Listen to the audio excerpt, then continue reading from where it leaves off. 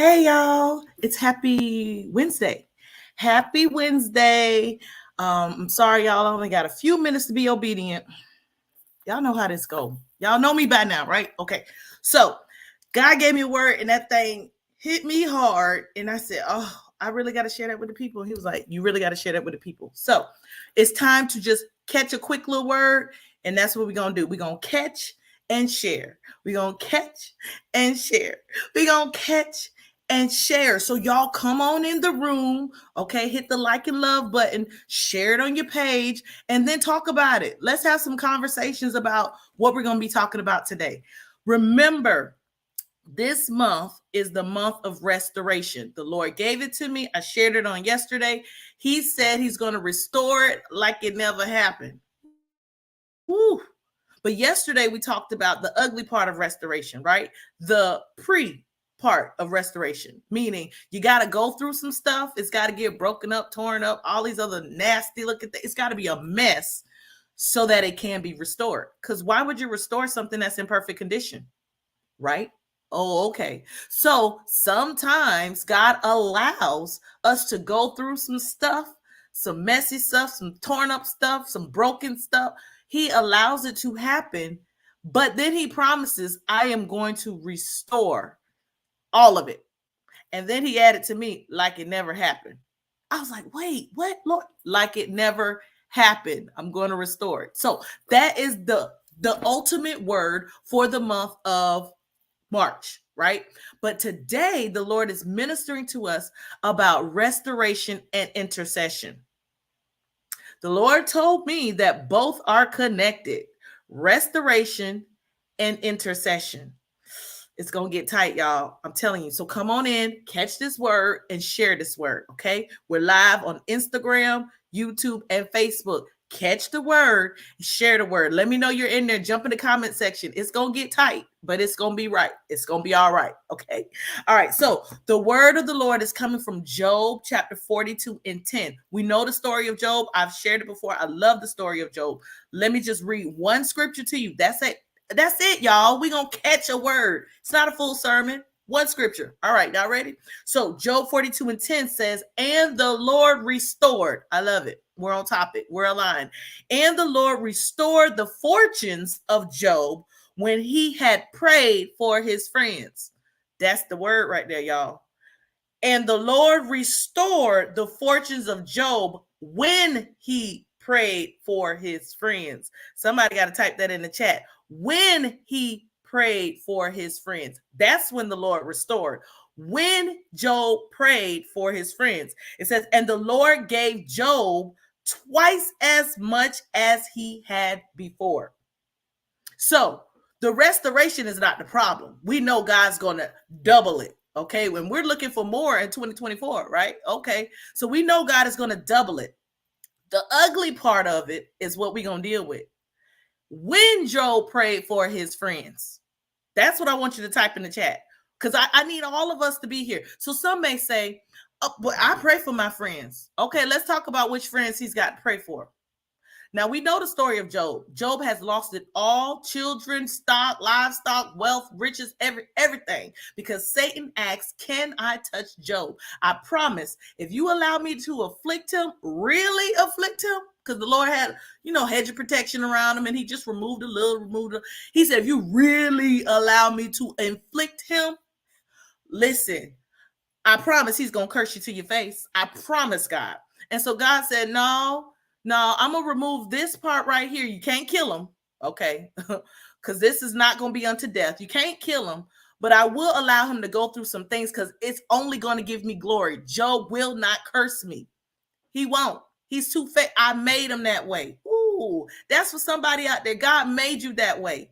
The enemy wants to lie to you and talk to you and tell you all of these different things of who you are, who you were, remind you of your past.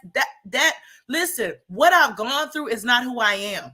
That's for somebody. What I've gone through, what I've done, what I've experienced, that's just my testimony. That is not who I am. God has made me to be something great, and he's got a great work inside of me that he's doing in me. And what you have seen me do that wasn't aligned to his word, that's not really who I am. I was created in his image, right? So you might have seen me fall. You might have seen me fall a couple of times, but that's not who I am. Thanks be to God. That's not who I am. And so Job has gone through all of these trials. I mean, losing everything. And then now this sickness boils all over his body. He just looks bad, y'all. Looks bad. Even his wife said, Job, curse God. And like, what are you doing? Like, what is going on? And he's like, no, like, though he slay me, yet I will trust him. How many of us can say that? When we're going through the sticky side of restoration, the pre-restoration side, it gets to a point, trust me, y'all. I get there far too often, okay?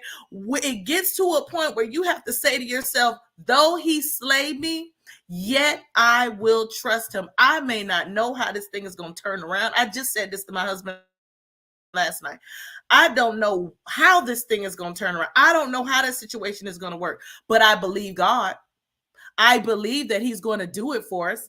I believe God. Somebody type that in the chat. I believe God. That is a prophetic statement that the enemy is going to be so angry that you had the audacity to type that in there. I believe God. So type it. Don't delay. Type it. I believe God. That's an audacious statement that you are making, so the enemy will be mad. He'll be angry, right? So Job said, I don't care what happens, right?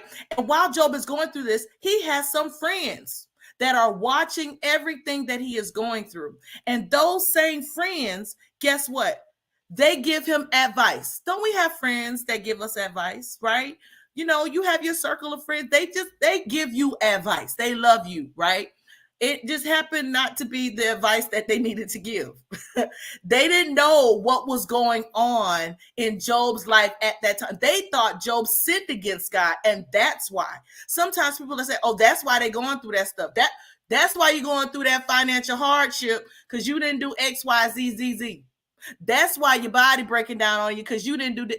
They don't know the backstory. They don't know what's happening behind the scenes, that God is allowing this to happen so that he can restore you in front of everybody and shame the devil. They don't realize that. And so his friends didn't realize what God was actually doing in Job's life in this season. They didn't know.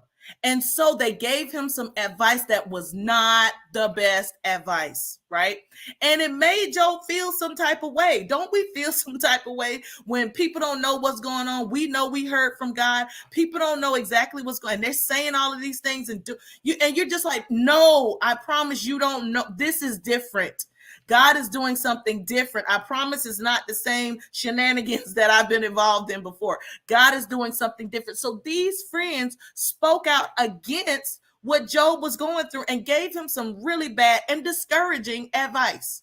And the Lord dealt with them. He spoke to those friends. He did. Y'all wrong, because y'all don't even know what's going on. You're wrong, okay? So the Lord dealt with that.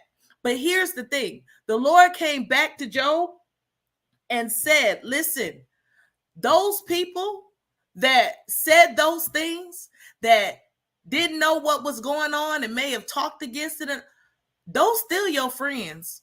Oh, that's for somebody. The ones y'all cut off because they talking against you, they saying the ones you were done with, them still your friends. They're just your misguided friends. They just didn't know what was going on. They didn't know the season you were going through. Maybe they didn't know how to deal with all that you were going through. You know, sometimes people can't deal, but they're still your friend. I remember when my daughter, during the time our daughter died, I had this one friend that I thought that was my friend. She actually had a daughter during the same time I did. We were pregnant together. And she told me the reason why I stayed away during the time of your daughter's passing is I literally couldn't handle it. I just couldn't handle it. Emotionally, I didn't know how to be a friend to you in that season. Now, did that hurt me? Yeah, I felt abandoned, right? We get all of these feelings coming. Abandonment, anger, jealousy, right? You've got your child, and how dare you not help me through my situation? Not realizing she didn't have the capacity at that time to help me. She didn't have the capacity. And guess what, y'all? What I always say, and it's okay. God equipped, he did indeed equip some people in that season. I had another best friend, on the other hand, that was right there with me every step of the way. Right there, pulling me away from people. Go in this room. No, focus. We're not doing this. So I did have those people, but I thought I needed her, and I wanted her to be there we were pregnant together. She couldn't handle it. The Lord didn't grace her with the capacity to be able to be my support system in that season, but he did equip me. He did empower others around me to be there for me. So those people that we just cut off because we feel they can't handle what we've got going on, they're not there for us, they said these things, you need to pray and ask God, are those people I need to cut off, or are those people I need to pray for? See, that in my immaturity, I didn't realize she was somebody I needed to pray for. At that time, I was going through my own grief, and all I cared about was what I had going on, not knowing that I needed to pray for her because she had some stuff going on. She couldn't deal. And God needed to restore her. He needed to do a work in her so that she could have the capacity to go through things similar. Not saying I wanted the same thing to happen to her, but go through a similar process as she matures. Are you praying for your friends? Those ones that you have considered friends that in times past you were friends with and now you're not. Are you praying for them? Because again, that might be directly connected to your restoration. Your intercession for your friends might be directly connected to your restoration. So are you praying? Are you being an intercessor for your friends? That's what we got to ask the Lord to help us with today. So that is the word. That's a quick word. It's a dirty word, but that's a quick word for us today is help me be an intercessor, Lord. Help me relinquish those feelings that I had in the past seasons about those friends that I thought were not there for me, that I thought talked about me, that I thought lied on me, that did not understand me. Help me pray for those people, Lord, because I need to move forward and I need you to restore. And so God is saying, once you do that, listen, the release is going to be great. I told you, don't worry about the restoration. The release is going to be great, as if it never happened. Listen, what happened to Job? Twice as much as what he had, he got back, as if nothing ever happened. Now, does Job remember? Yeah, he lost kids, right? He lost his own children, but God gave him double that. He gave him back more than what he lost. So don't worry about the restoration. It's coming. But there's some work we've got to do before the restoration. And one is becoming an intercessor.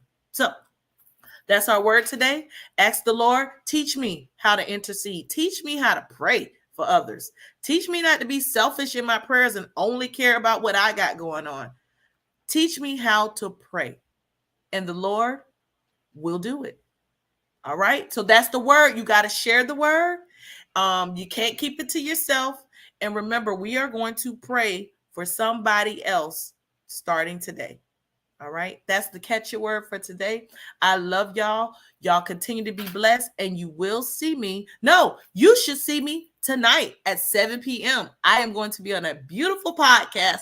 I'll also share it to my page. So check out that podcast. Set your clocks. 7 p.m. tonight. You'll get to see me again. Y'all so blessed.